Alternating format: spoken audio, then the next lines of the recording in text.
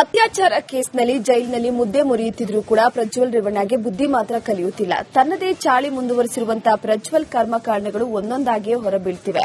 ಇದರ ನಡುವೆ ಗೃಹ ಸಚಿವರ ಉಡಾಫೆ ಉತ್ತರಗಳು ಕೂಡ ಜನರನ್ನ ಕೆರಳಿಸಿವೆ.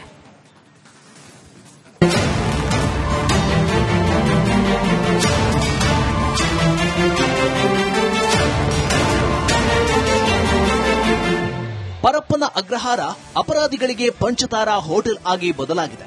ಮಾಡಬಾರದ ಕೆಲಸ ಮಾಡಿ ಜೈಲು ಸೇರಿದ ಕೈದಿಗಳಿಗೆ ಬೆಂಗಳೂರು ಸೆಂಟ್ರಲ್ ಜೈಲ್ ರೆಸಾರ್ಟ್ ಆಗಿಬಿಟ್ಟಿದೆ. ಕಳ್ಳರು, ದಂಧೆಕೋರರು, ಅತ್ಯಾಚಾರಿಗಳಿಗೆ ಪೊಲೀಸರೇ ರಾಜಾತಿಥ್ಯ ನೀಡುತ್ತಿದ್ದಾರೆ. ಪ್ರಜ್ವಲ್ ರೇವಣ್ಣನ ಮತ್ತಷ್ಟು ಕರ್ಮಕಾಂಡಗಳು ಈಗ ಬಟಾಬಯಲಾಗಿವೆ.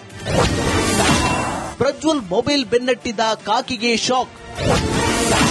ತಂದೆ ತಾಯಿ ಫ್ರೆಂಡ್ಸ್ ಜೊತೆ ಪ್ರಜ್ವಲ್ ಸಂಪರ್ಕ. ಅತ್ಯಾಚಾರ ಪ್ರಕರಣದಲ್ಲಿ ಜೀವಾವಧಿ ಶಿಕ್ಷೆಗೆ ಗುರಿಯಾಗಿ ಪರಪ್ಪನ ಅಗ್ರಹಾರ ಜೈಲು ಸೇರಿರುವ ಮಾಜಿ ಸಂಸದ ಪ್ರಜ್ವಲ್ ರೇವಣ್ಣ ತನ್ನ ಚಾಳಿ ಮಾತ್ರ ಬಿಡ್ತಿಲ್ಲ. ಮಾಡಬಾರದ ಕೆಲಸ ಮಾಡಿ ಜೈಲು ಸೇರಿದ್ರೂ ಹಾಸನದ ಮಾಜಿ ಸಂಸದ ಬುದ್ಧಿ ಕಲಿಯುವ ಹಾಗೆ ಕಾಣ್ತಿಲ್ಲ.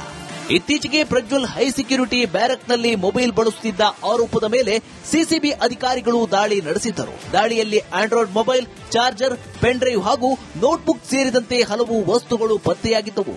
ಮೊಬೈಲ್ ಜಾಲಾಡಿದಾಗ ಅದೇ ಅಶ್ಲೀಲ ಫೋಟೋ, ವಿಡಿಯೋಗಳು ಪತ್ತೆಯಾಗಿದ್ವು. ಇದೀಗ ತನಿಖೆ ಆಳಕ್ಕಿಳಿದ ಮತ್ತಷ್ಟು ರೋಚಕ ಮಾಹಿತಿ ಹೊರಬಿದ್ದಿದೆ.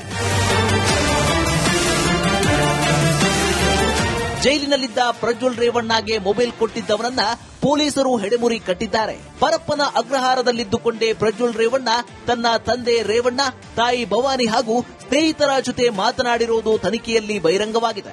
ಅಷ್ಟಕ್ಕೂ ಪ್ರಜ್ವಲ್ ಮೊಬೈಲ್ ಸಿಕ್ಕಿದ್ದೇಗೆ ಅಂತ ನೋಡೋದಾದ್ರೆ ಪ್ರಜ್ವಲ್ ಫೋನ್ ಸಿಕ್ಕಿದ್ದೇಗೆ.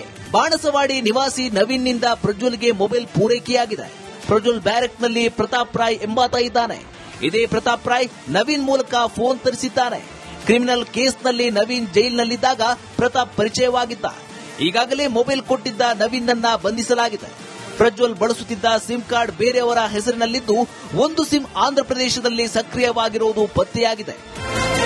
ಡಿಐಜಿ ಜಿನೇಂದ್ರ ಗಣಗಾವಿ ನೇತೃತ್ವದಲ್ಲಿ ಪ್ರಕರಣದ ತನಿಖೆ ಚುರುಕುಗೊಂಡಿದ್ದು, ಈ ಪ್ರಕರಣದಲ್ಲಿ ಜೈಲಿನ ಅಧಿಕಾರಿಗಳು ಮತ್ತು ಸಿಬ್ಬಂದಿಗೂ ಸಂಕಷ್ಟ ಎದುರಾಗುವ ಸಾಧ್ಯತೆ ಇದೆ. ಹೈ ಸೆಕ್ಯೂರಿಟಿ ಬ್ಯಾರಕ್ನಲ್ಲಿ ಮೊಬೈಲ್ ಪೂರೈಕೆಯಾಗಿದ್ದು ಹೇಗೆ ಎಂಬ ಬಗ್ಗೆ ತನಿಖೆ ಮುಂದುವರಿದಿದೆ. ನೋಡಿ, ಆಪರೇಷನ್ ಶುದ್ಧಿ ಅಂದ್ಬಿಟ್ಟು ನಾವು ಈಗ ಪ್ರಾರಂಭ ಮಾಡ್ತಾ ಇದ್ದೇವೆ.